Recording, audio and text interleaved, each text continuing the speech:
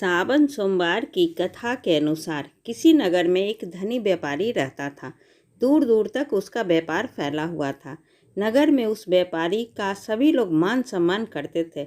इतना सब कुछ होने पर भी वह व्यापारी अंदर से बहुत दुखी था, क्योंकि उस व्यापारी का कोई पुत्र नहीं था। दिन रात उसे एक ही चिंता सताती रहती थी, उसकी मृत्यु के बाद उसके इतने बड़े व्यापार और धन संपत्ति को कौन संभालेगा। पुत्र पाने की इच्छा से वह व्यापारी प्रति सोमवार भगवान शिव की व्रत पूजा किया करता था। सायंकाल को व्यापारी शिव मंदिर में जाकर भगवान शिव के सामने घी का दीपक जलाया करता था। उस व्यापारी की भक्ति देखकर एक दिन पार्वती ने भगवान शिव से कहा, हे प्राणनाथ, यह व्यापारी आपका सच्चा भक्त है। कितने दिनों से यह सोमवार का व्रत और पूजा नियमित कर रहा है। भगवान, आप इस व्यापारी की मनोकामना अवश्य पूर्ण करें। भगवान शिव ने मुस्कुराते हुए कहा, हे पार्वती, इस संसार में सबको उसके कर्म के अनुसार फल की प्राप्ति होती है। प्राणी जैसा कर्म करते हैं उन्हें वैसा ही फल प्राप्त होता है। इसके बावजूद पार्वती जी नहीं मानी। उन्होंने आग्रह करते हुए कहा, नहीं प्राणनाथ, आपको इस व्यापारी की इच्छा पूरी करनी ही पड़ेगी। यह आपका अनन्य भक्त है।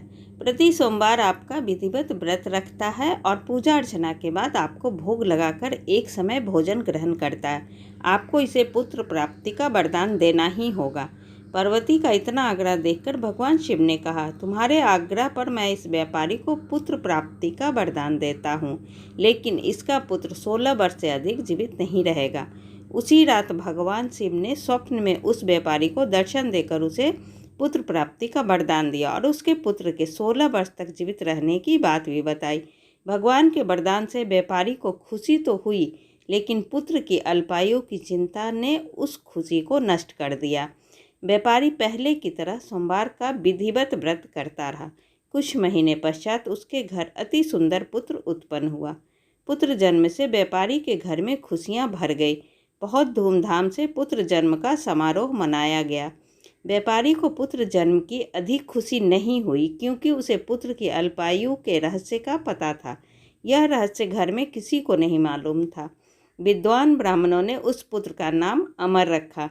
जब अमर 12 वर्ष का हुआ तो शिक्षा के लिए उसे वाराणसी भेजने का निश्चय हुआ। व्यापारी ने अमर के मामा दीपचंद को बुलाया और कहा कि अमर को शिक्षा प्राप्त करने के लिए वाराणसी छोड़ाओ। अमर अपने मामा के साथ शिक्षा प्राप्त करने के लिए चल दिया। रास्ते में जहाँ भी अमर और दीपचंद रात्रि विश्राम के लिए ठहरते, वहीं यज्ञ करते और ब्राह्मणों को भोजन कराते थे। लंबी यात्रा के बाद अमर और दीपचंद एक नगर में पहुँचे। उस नगर के राजा की कन्या के विवाह की खुशी में पूरे नगर को सजाया गया था।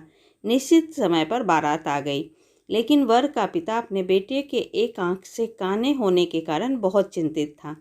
उसे इस बात का भय सता रहा था कि राजा को इस बात का पता चलने पर कहीं वह विवाह से इनकार न कर दे, इससे उसकी बदनामी होगी। वर के पिता ने अमर को देखा तो उसके मस्तिष्क में एक विचार आया। उसने सोचा, क्यों न इस लड़के को दूल्हा बनाकर राजकुमारी से विवाह करवा दूं। विवाह के बाद इसको धन देकर विदा कर दूंगा और राजकुमारी को अपने नगर ले जाऊंगा।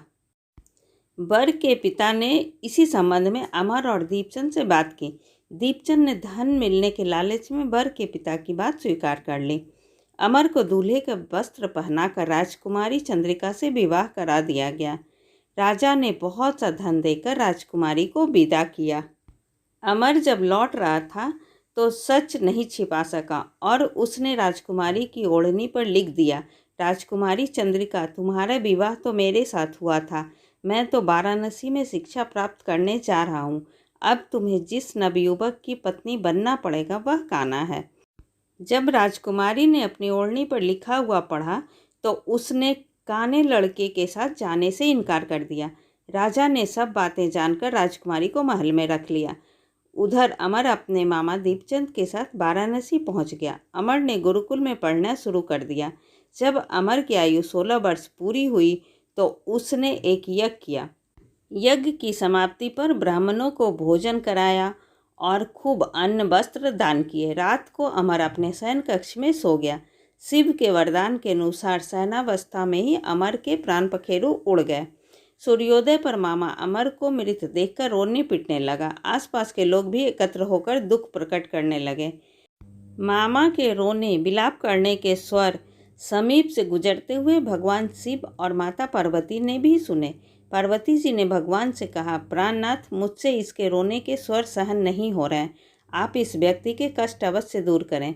भगवान शिव ने पार्वती जी के साथ अदृश्य रूप में समीप जाकर अमर को देखा तो पार्वती जी से बोले, पार्वती, यह तो उसी व्यापारी का पुत्र है। मैंने इसे 16 वर्ष की आयु का वरदान दिया था। इसकी आयु तो पूरी हो गई।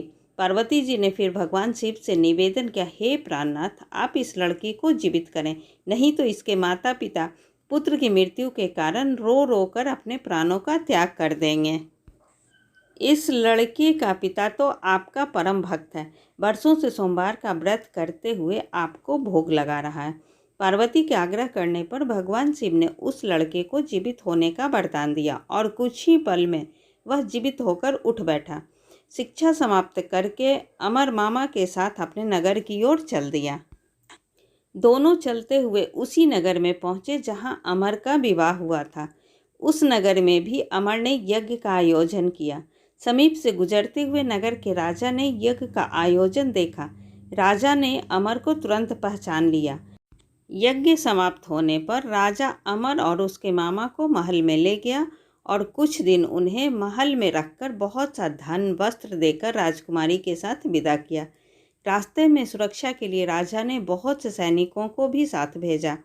दीपचंद ने नगर में पहुंचते ही एक दूत को घर भेजकर अपने आगमन की सूचना भेजी।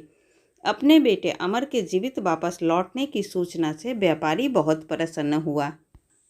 व्यापारी ने अपनी पत्नी के साथ स्वयं को एक कमरे में बंद कर रखा था। भूखे प्यासे रहकर व्यापारी और उसकी पत्नी बेटे की प्रतीक्षा कर रहे थे। उन्होंने प्रतिज्ञा कर रखी थी कि यदि उन्हें अपने बेटे की मृत्यु का समाचार मिला तो दोनों अपने प्राण त्याग देंगे। व्यापारी अपनी पत्नी और मित्रों के साथ नगर के द्वार पर पहुंचा। अपने बेटे की विवाह का समाचार सुनकर पुत्रवधू राजकुमारी चंद्रिका को देखकर उसकी खुशी का ठिकाना ना रहा।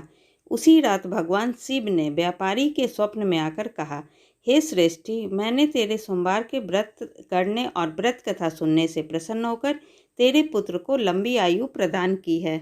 व्यापारी बहुत प्रसन्न हुआ। सोमवार का व्रत करने से व्यापारी के घर में खुशियां लौट आई। शास्त्रों में लिखा है कि जो स्त्री पुरुष सोमवार का विधिवत व्रत करते और व्रत कथा सुनते हैं, उनकी सभी इच्छाएं पूरी होती है।